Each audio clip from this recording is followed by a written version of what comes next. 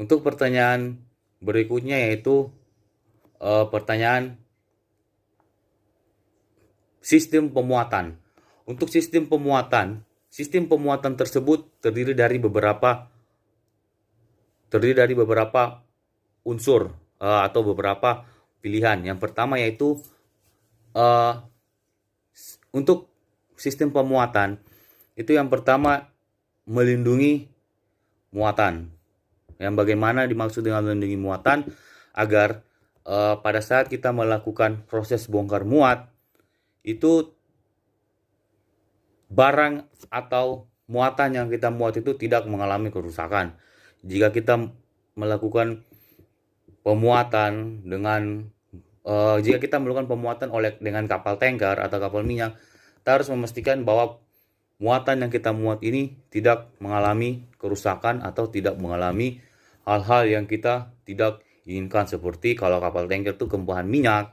Kalau bagi kapal yang bergerak di kapal bulk carrier atau kapal kontainer, muatan apa yang kita muat biar tidak mengalami kerusakan atau dapat merusak lingkungan yang kita akibat dari kelakuan dari kapal tersebut.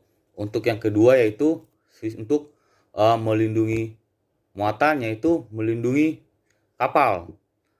Bagaimana dalam arti melindungi kapal ini, yaitu supaya kapal kita tersebut dalam melakukan proses bongkar muat tidak mengalami kerusakan, sehingga dapat berjalan dengan baik, dapat terlaksana dengan baik apa yang kita lakukan.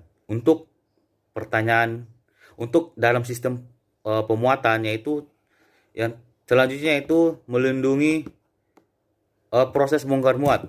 Proses bongkar muat itu bagaimana kita harus menentukan supaya apa yang kita lakukan dalam proses bongkar muat itu bisa berjalan dengan baik, tidak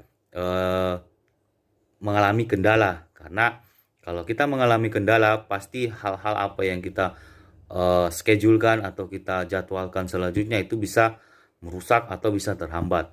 Yang berikutnya itu melindungi ABK.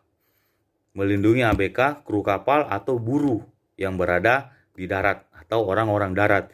Jadi bagaimana kita dalam melakukan proses bongkar muatan itu kita harus menentukan, kita harus memperlihatkan bagaimana sikap kita dalam melindungi kru kapal, baik kru kapal maupun dari pihak darat, sehingga bisa berjalan dengan baik tanpa ada kendala.